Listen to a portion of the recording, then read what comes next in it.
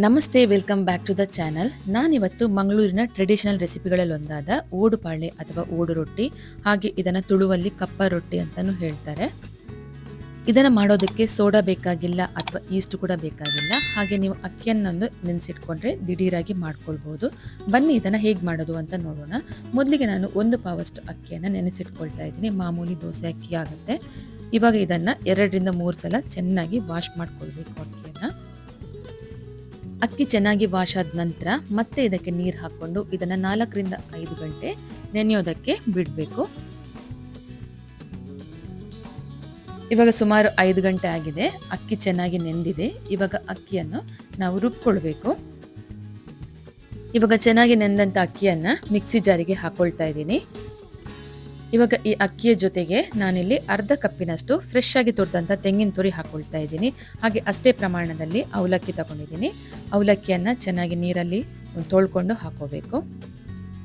ನಾವಿಲ್ಲಿ ತೆಂಗಿನ ತುರಿ ಎಷ್ಟು ತಗೊಂಡಿದ್ದೇವೋ ಅಷ್ಟೇ ಪ್ರಮಾಣದಲ್ಲಿ ಅವಲಕ್ಕಿಯನ್ನು ತಗೋಬೇಕು. ಇವಾಗ ರುಚಿಗೆ ತಕ್ಕಷ್ಟು ಉಪ್ಪು ಹಾಗೆ ನೀರು ಹಾಕ್ಕೊಂಡು ಇದನ್ನು ನುಣ್ಣಗೆ ರುಬ್ಕೊಳ್ಬೇಕು. ನೀರು ದೋಸೆ ಹಿಟ್ಟಿನ ಅದಕ್ಕೆ ಇದನ್ನು ರುಬ್ಕೋಬೇಕು. ತುಂಬ ಫೈನಾಗಿ ರುಬ್ಕೋಬೇಕು. ಇವಾಗ ಇದು ದಪ್ಪ ಇದೆ, ಇದನ್ನು ತೆಳು ಮಾಡ್ಕೋಬೇಕು. ನೀರು ದೋಸೆ ಹಿಟ್ಟಿಗಿಂತ ಸ್ವಲ್ಪ ದಪ್ಪ ಇರಬೇಕು ಈ ಹಿಟ್ಟು. ಇವಾಗ ಇದು ದೋಸೆ ಮಾಡೋದಕ್ಕೆ ಸರಿಯಾಗಿದೆ. ಇವಾಗ ನಾನು ದೋಸೆ ಮಾಡೋದಕ್ಕೆ ಮಣ್ಣಿನ ಓಡು ತಗೊಂಡಿದ್ದೀನಿ. ಮಣ್ಣಿನ ಓಡಲ್ಲಿ ಮಾಡೋದ್ರಿಂದನೇ ಇದಕ್ಕೆ ಓಡುಪಾಳೆ ಅಥವಾ ಓಡು ದೋಸೆ ಅಂತ ಹೆಸರು. ಇವಾಗ ಇದು ಓಡು ಚೆನ್ನಾಗಿ ಬಿಸಿ ಆಗಬೇಕು. ಬಿಸಿ ಆದ ನಂತರ ನಾವು ಹಿಟ್ಟು ಹಾಕೋಬೇಕಾಗತ್ತೆ. ಇವಾಗ ನೋಡಿ ಚೆನ್ನಾಗಿ ಬಿಸಿ ಆದ ನಂತರ ನಾನಿಲ್ಲಿ 2 ಸೌಟಷ್ಟು ಹಿಟ್ಟು ಹಾಕೊಳ್ತಾ ಇದ್ದೀನಿ. ಇವಾಗ ಇದಕ್ಕೊಂದು ಲಿಡ್ ಮುಚ್ಚಿ ಇದನ್ನು ಮೀಡಿಯಂ ಉರಿಯಲ್ಲಿ 2ರಿಂದ 3 ನಿಮಿಷ ಬೇಯಿಸ್ಕೊಳ್ಬೇಕು. ಇವಾಗ ನೋಡಿ ದೋಸೆ ಚೆನ್ನಾಗಿ ಬೆಂದಿದೆ. ನೋಡ್ಬೋದು ನೀವು, ದೋಸೆ ಚೆನ್ನಾಗಿ ನೋಡಿ ಉಬ್ಬಿ ಬಂದಿದೆ. ಈ ದೋಸೆಯನ್ನು ಒಂದೇ ಬದಿ ಕಾಯಿಸುವಂಥದ್ದು, ಮೊಗಚಿ ಹಾಕಿ ಕಾಯಿಸೋದಕ್ಕಾಗೋದಿಲ್ಲ. ದೋಸೆ ನೋಡಿ ತುಂಬ ಚೆನ್ನಾಗಿ ಎದ್ದು ಬರ್ತಾ ಇದೆ. ಓಡಲ್ಲಿ ಸ್ವಲ್ಪ ಕೂಡ ಅಂಟೋದಿಲ್ಲ. ನೋಡ್ಬೋದು ನೀವು, ದೋಸೆ ನೋಡಿ ಎಷ್ಟು ಕಣ್ಣು ಬಿಟ್ಟು ಎಷ್ಟು ಸಾಫ್ಟಾಗಿ ಬಂದಿದೆ.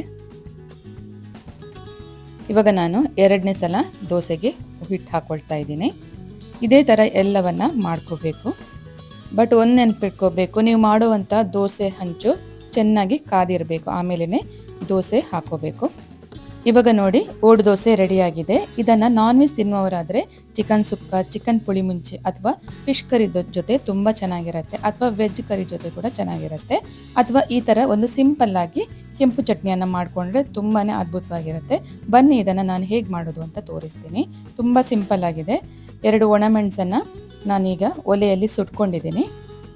ಇವಾಗ ಒಂದು ಮಿಕ್ಸಿ ಜಾರಿಗೆ ತೆಂಗಿನ ತುರಿ ಹಾಕ್ಕೊಂಡಿದ್ದೀನಿ. ಹಾಗೆ 2 ಸುಟ್ಟಂಥ ಒಣಮೆಣಸನ್ನು ಹಾಕ್ಕೊಂಡಿದ್ದೀನಿ. ನೀವು ಖಾರಕ್ಕೆ ಮೆಣಸನ್ನು ಹೆಚ್ಚು ಕಡಿಮೆ ಮಾಡ್ಕೊಳ್ಬೋದು.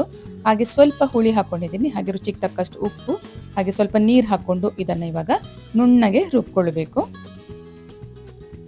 ಇವಾಗ ನೋಡಿ ರುಬ್ಕೊಂಡಿರುವಂತಹ ಚಟ್ನಿಯನ್ನು ಒಂದು ಬೌಲಿಗೆ ಹಾಕ್ಕೊಳ್ತಾ ಇದ್ದೀನಿ. ಇವಾಗ ಇದಕ್ಕೊಂದು ಸಿಂಪಲ್ ಆದ ಒಗ್ಗರಣೆ ಕೊಡಬೇಕು.